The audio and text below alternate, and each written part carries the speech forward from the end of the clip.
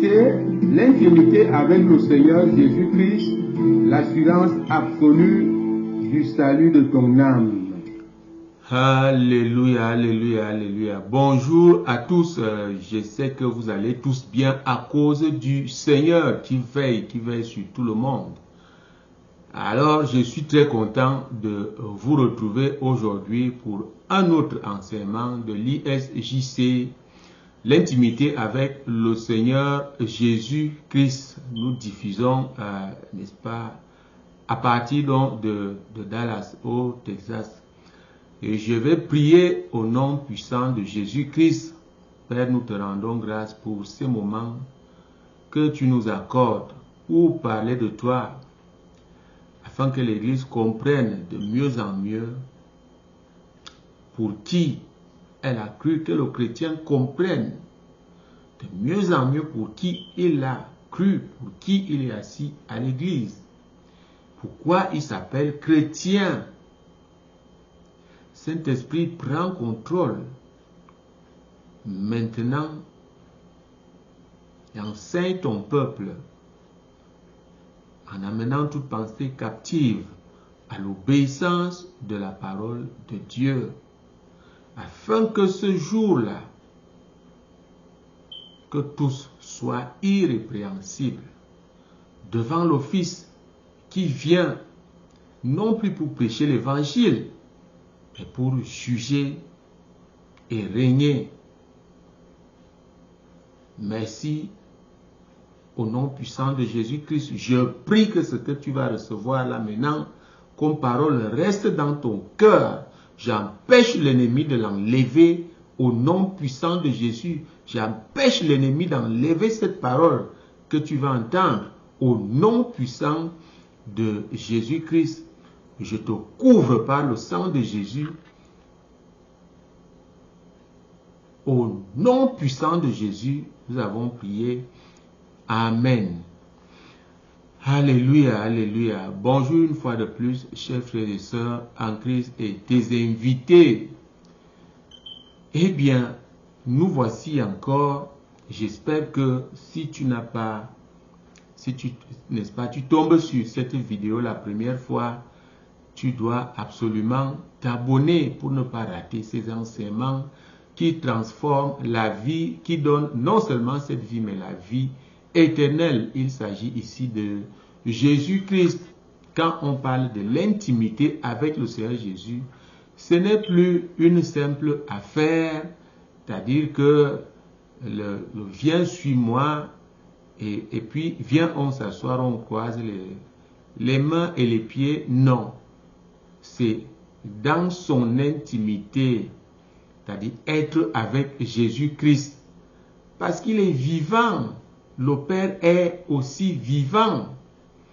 Donc, ne néglige pas ce que tu entends là. Tu rencontres une vidéo de l'ISJC, eh bien, il faut partager. Prends ton abonnement et le Seigneur va voir. Le problème du Seigneur aujourd'hui, le problème de Dieu aujourd'hui, c'est que les chrétiens ne le cherchent pas.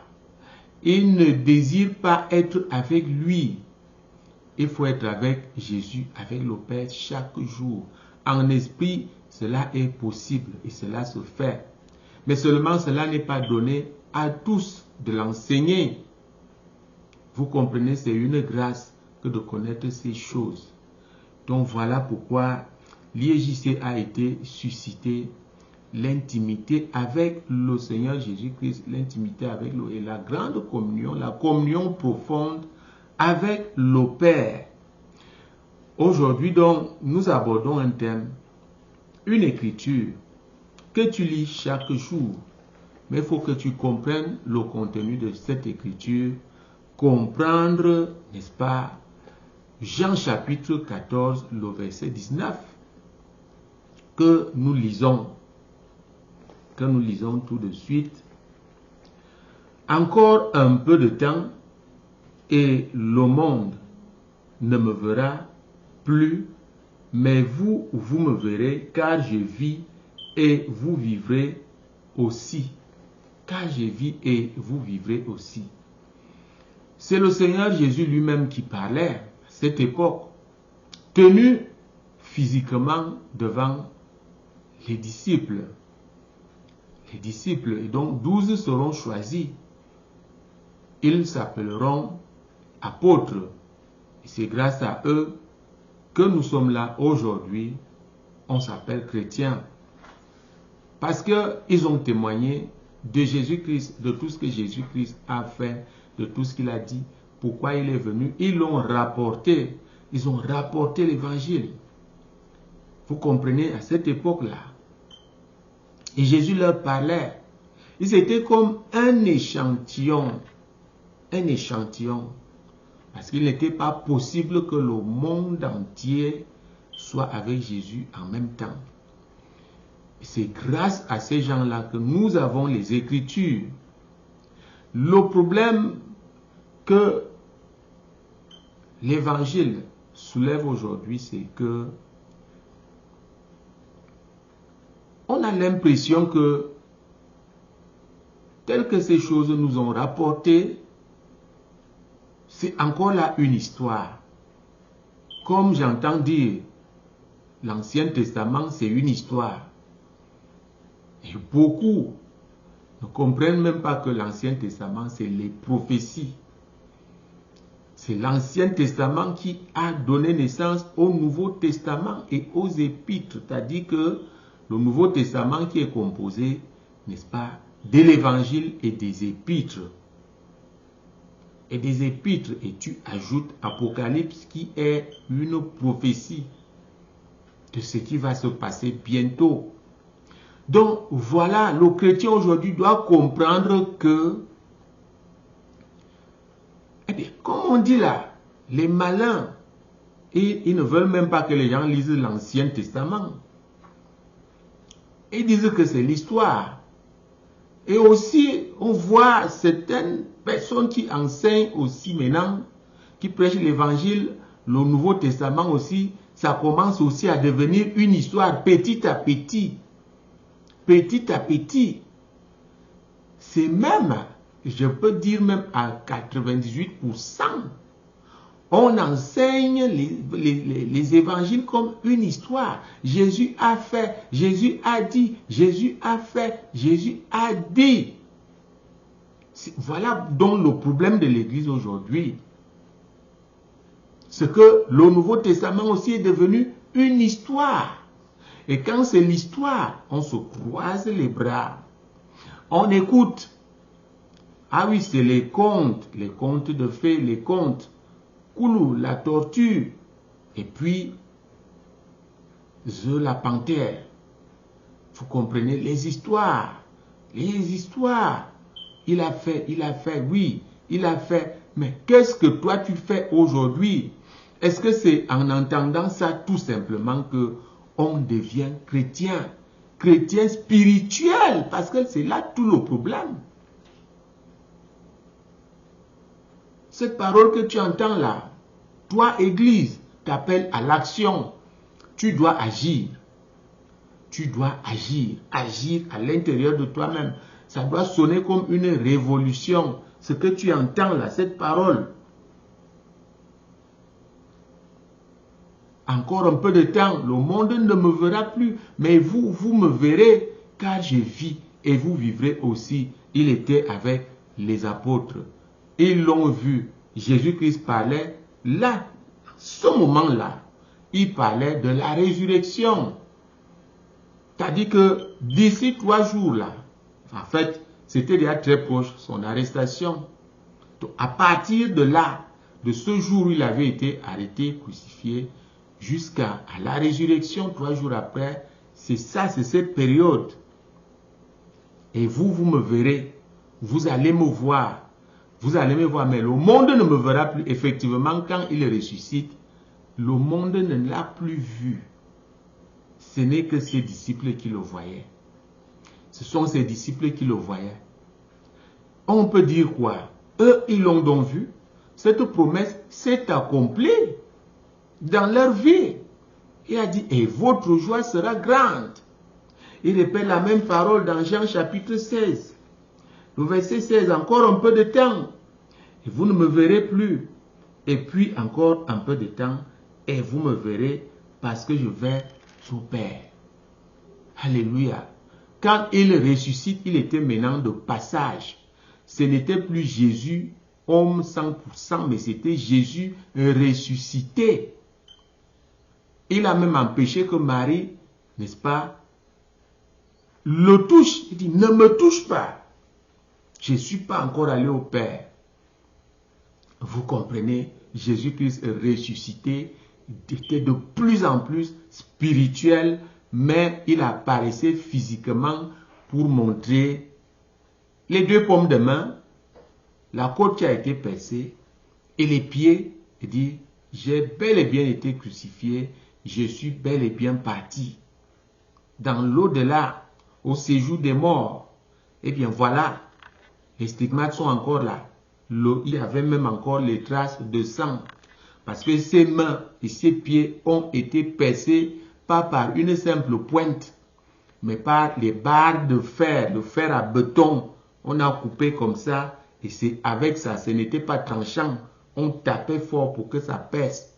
Donc quand il ressuscite, vous comprenez, en tant que Dieu 100%, normalement on ne pouvait plus voir ces choses. Mais il les a laissés transparaître pour qu'ils soient les témoins qu'il est bel et bien ressuscité. Cette parole s'est accomplie dans leur vie. Je pose la question à l'Église aujourd'hui. Est-ce que tu vis des promesses des apôtres qui ont, à leur époque, ont reçu? Ils ont reçu. Est-ce qu'on peut se poser la question? Quelle est notre part dans cette écriture, dans cette promesse? C'est une promesse. Vous me verrez, car je vis et vous vivrez. Il y a aussi la vision, il y a la vie de maintenant et la vie éternelle. Est-ce que toi, Église, depuis que tu es à l'Église, tu as vu Jésus-Christ? Tu l'as vu? Voilà le problème. Jésus-Christ se voit. Il se voit. Jusqu'aujourd'hui, c'est mal enseigné. Jusqu'aujourd'hui, on ne dit pas la vérité. Tout le monde est paresseux. On ne cherche pas la face de Jésus-Christ. Jacob a vu Dieu. Il a dit, j'ai vu Dieu, j'ai bagarré avec Dieu, j'ai vu Dieu, mon âme a été sauvée. Jésus-Christ a répété la même parole. Dans Jean, dit, la volonté de mon Père est que celui qui me voit, croit en moi, soit sauvé. Et je le ressusciterai au dernier jour. Moi, je suis là pour te dire que Jésus-Christ se voit. Il y a deux choses ici. Tu le vois. Il se révèle à toi. Et tu marches avec lui. C'est au dernier jour, il dit, je le ressusciterai au dernier jour. Vous voyez, il y a sauvé qui est maintenant là. On se sauve là maintenant en le voyant, en marchant avec lui. C'est ça que nous appelons l'assurance absolue du salut. Ce n'est qu'en pratiquant l'intimité avec le Seigneur Jésus-Christ. Parce que 1 Corinthiens chapitre 6 verset 17 nous dit que celui qui s'attache au Seigneur est même esprit avec lui. Vous comprenez? Celui qui s'attache au Seigneur est même esprit avec lui. Donc voilà, chers frères et sœurs en Christ, l'Église ne s'attache pas au Seigneur. Ça se passe là maintenant, je vous en prie. Ça doit se passer maintenant là. Ça doit se passer maintenant. Vous comprenez? Mais celui qui s'attache au Seigneur est avec lui un seul esprit. C'est le Saint-Esprit qui répétait ces choses. Jésus-Christ a dit, vous me verrez, votre joie sera complète. Ils l'ont vu. Écoutez très bien. Là, il est parti. Ils sont restés. Il fallait le voir encore. Eux, ils l'ont encore vu. En pratiquant l'intimité avec le Seigneur Jésus-Christ. Tous l'ont vu. Tous étaient avec lui en esprit. C'est cette église-là que nous devons avoir aujourd'hui. L'église aujourd'hui doit se représenter, c'est-à-dire qu'une transportation de cette époque-là à cette époque nous devons vivre les mêmes choses. Nous devons voir Jésus-Christ face à face, l'intimité avec le Seigneur Jésus-Christ comme ministère, comme vision, est donc là pour t'enseigner, pour te conduire. Parce qu'il a dit, vous devez me suivre. Je suis déjà arrivé à cet endroit-là. Je suis là chaque jour.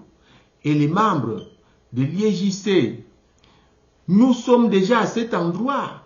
Il faut faire attention. Ce n'est pas seulement nous, mais d'autres personnes qui ont eu la grâce de connaître ces enseignements, cette vision. Vous comprenez, beaucoup plus dans le monde anglophone, ils sont avec Jésus-Christ. Jésus descend. On le voit. Spirituellement, on le voit. Jésus-Christ viendra chercher ses amis, les amis intimes, les gens avec qui il est en ce moment en esprit. Ne trouve pas cela difficile. Si tu ne fais rien, ce que le jour qu'il vient, il te dit, comme il a dit dans Luc, je n'étais point connu. Qui es-tu, toi, qui me dis, Seigneur, Seigneur? Et tu vas dire, mais j'allais à l'église chaque jour. Non, le problème n'est pas là. Il faut bien aller à l'église. Mais lui, il a enseigné la prière. Il s'agit ici de prière. Dans Matthieu 6, dit, entre dans ta chambre, ferme la porte.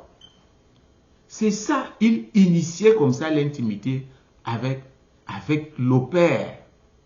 Et dans Jean chapitre 14, Jean chapitre 4, le verset 23-24, le Seigneur dit que le moment est déjà là.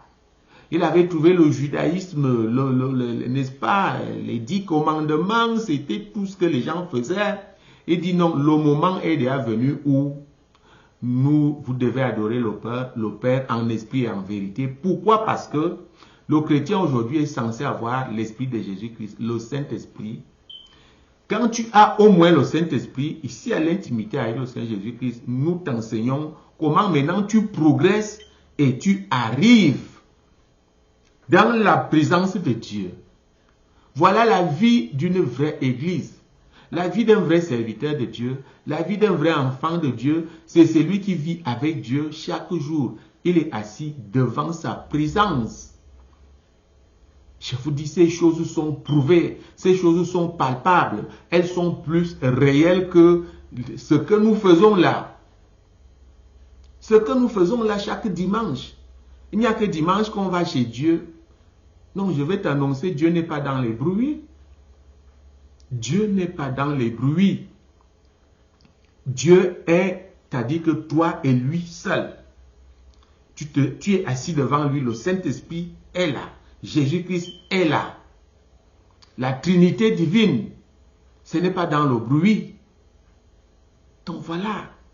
Voilà la révolution, cette révolution. Il faut te révolter. Il faut te révolter. On dit, viens Jésus. Mais tu as trouvé Jésus, tu l'as vu. Quand on t'a dit, viens en Christ là, pourquoi quand tu viens, ce n'est plus Christ que tu vois les hommes. Tu es en danger. Je vais donc te dire ça. Tu es en danger parce que si tu vois un homme devant toi, tu es en danger. Cette terre-là, aujourd'hui là, les méchants sont partout. Tu dois voir Jésus-Christ devant toi, tu dois marcher avec lui chaque jour. Ça se fait. C'est lui la protection. C'est lui ta sécurité. C'est le Seigneur Jésus-Christ. Et tu auras donc une marche victorieuse. Une marche victorieuse. Et nous devons le voir aujourd'hui, comme les apôtres l'ont vu. Il est parti et puis se sont mis à travailler. Ils étaient en intimité avec lui, ils priaient et ils étaient avec lui en esprit et tous sont aujourd'hui au paradis. Église, je te pose la question, es-tu vraiment avec le Seigneur? Es-tu avec le Seigneur? Je ne pense pas. Voilà le problème, il est temps. Il est temps. Alors, abonne-toi à cette vision, abonne-toi à notre chaîne YouTube pour ne pas rater les enseignements. Que le Seigneur vous bénisse au nom puissant de Jésus. Jésus-Christ est vivant, Dieu n'a pas de fin et les miracles continuent.